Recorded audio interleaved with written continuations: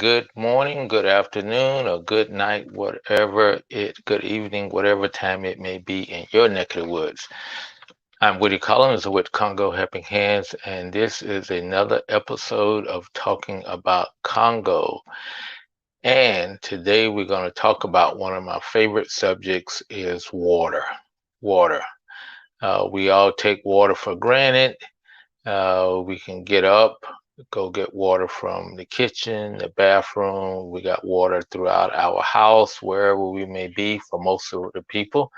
Some people may be visiting with us from Congo or someplace like that. Welcome to y'all. But this is talking about uh, your aspirations for those people in the Congo and for us here in the US of A. Well, I'm talking about what we take for granted. Water. We take a bath whenever we want to, take a shower. We got water at 3 or 4 places throughout the house. We may even have, you know, different facilities like washer and dryers, all those type things that uses water. And so I'm going to talk about what it's like in the third world, places like the Congo and in most places in Africa, a lot of places in Africa, they don't have water that's running throughout the house. Most people do not have it. There's people that do, but it's not the usual thing. So, and my idea today is, and I will stand by it and will argue with anyone, solar power makes the difference.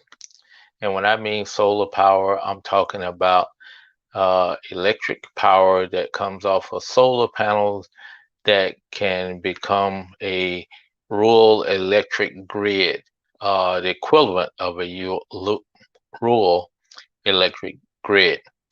That's third world electricity.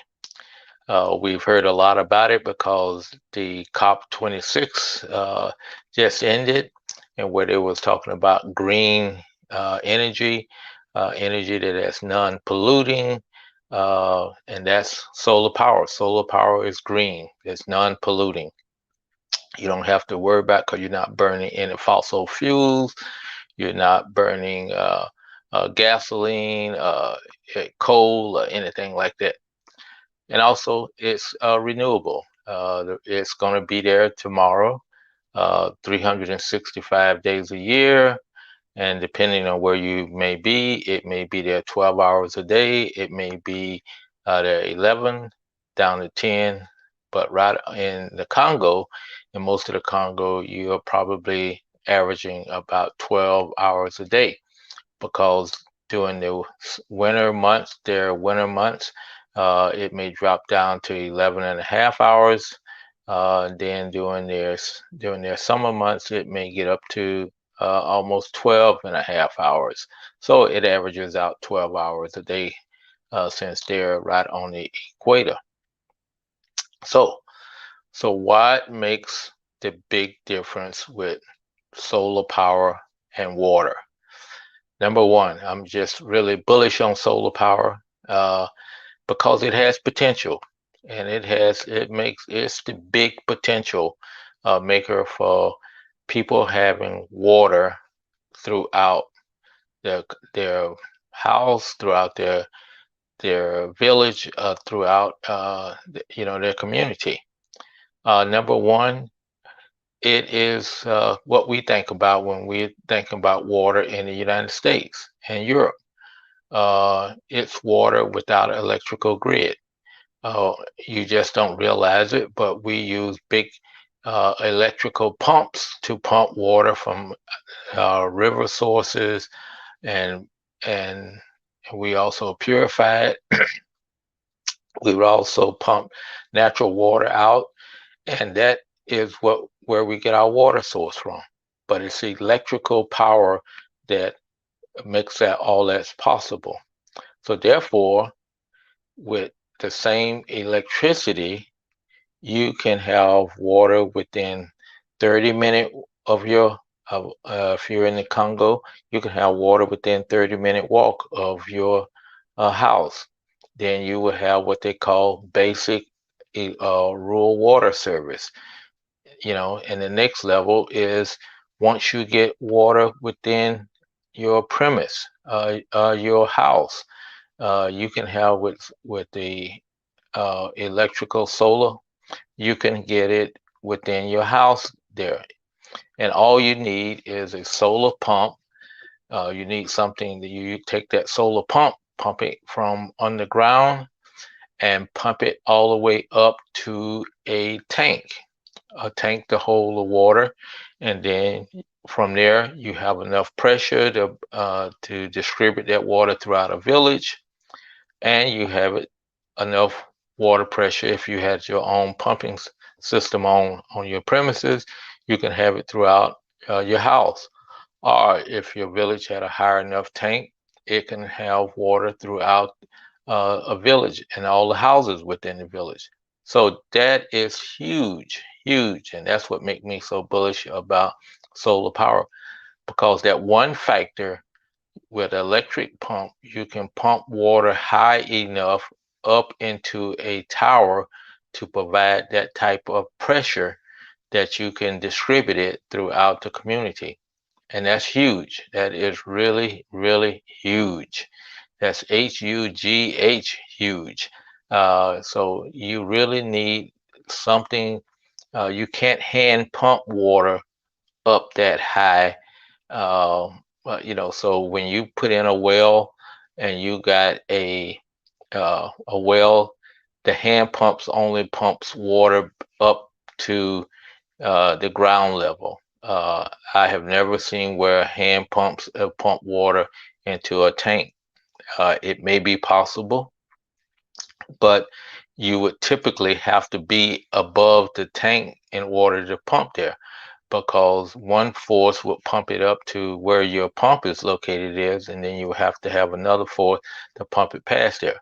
But with electrical pump, you pump not only water to the ground level but you can also just keep pumping it, and it goes all the way up to a tank. That tank may be 10 feet, that tank may be 20 feet. In the case that we have here in the United States, that tank could be 30, 40, 50, 100 feet in the air. And by you putting it that high in the air, you can distribute water throughout your community, in your house, and everything like that. We have water pressure in our house, whether we have electricity or not. So that's one of the unique things about it. If you lost power, you still have water. The city still have water. Now, at some point, if the city electricity for a number of hours, and the tank starts running low and gets down, uh, uh, loses all the water in it, yeah, you could lose water, and the city won't have any water. But again, with solar power, where in the case of the Congo, when you get it 12 hours a day, you have water that you can pump 12 hours of the day, and hopefully you can pump enough that will be extra to last you throughout the evening hours, or throughout the late evening when people are sitting around cooking, washing up their dishes, or the next morning when they're washing their dishes and things like that. So it is huge. It's one of those things that's going to uh, improve the life of a lot of people.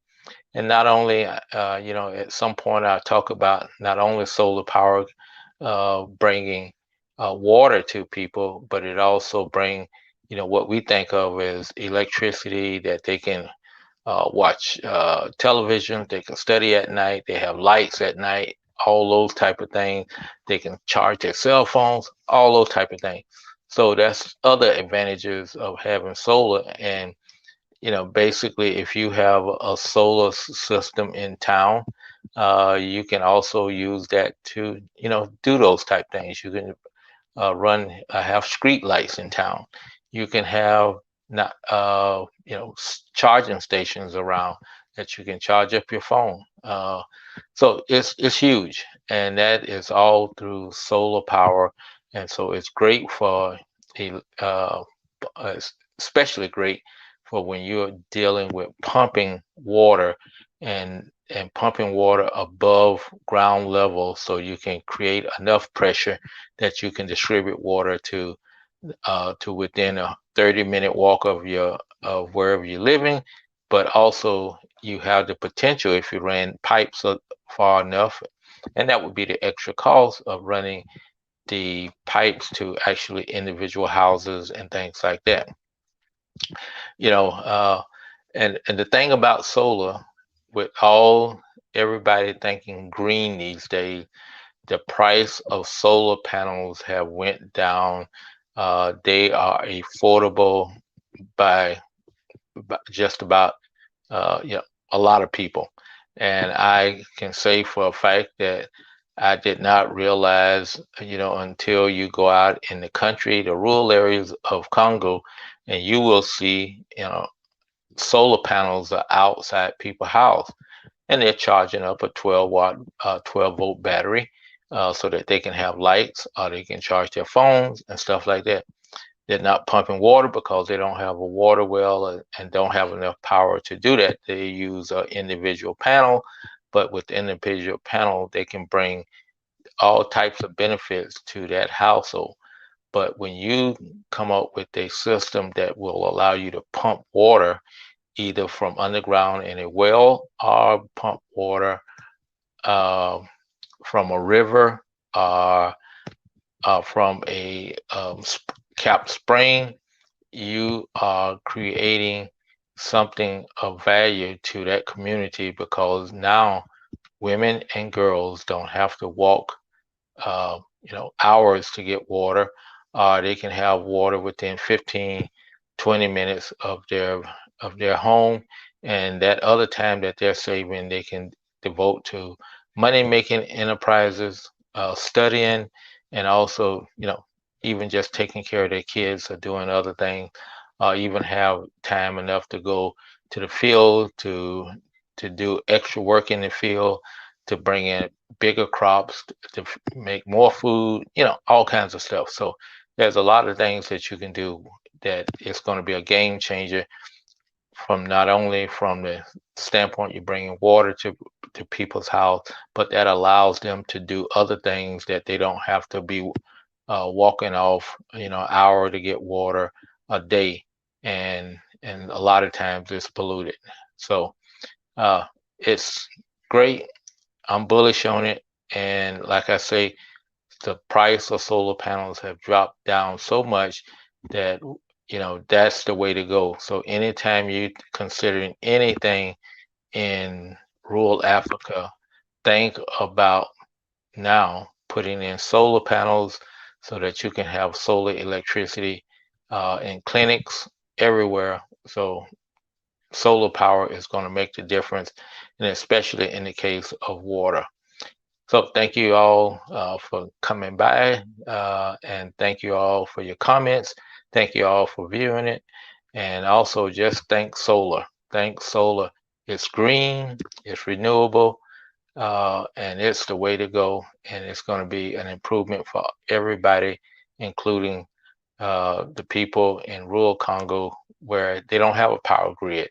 It's not like the United States where you have electrical power units that's out in rural areas and everybody is electrified. You don't have that, and so you only have electricity in cities and stuff like that, and only for a few hours of the day. So thank you again, and we will talk to you tomorrow with another subject about Congo. And take care of yourself, take care of one another, and be kind. Thank you, and we'll talk to you later.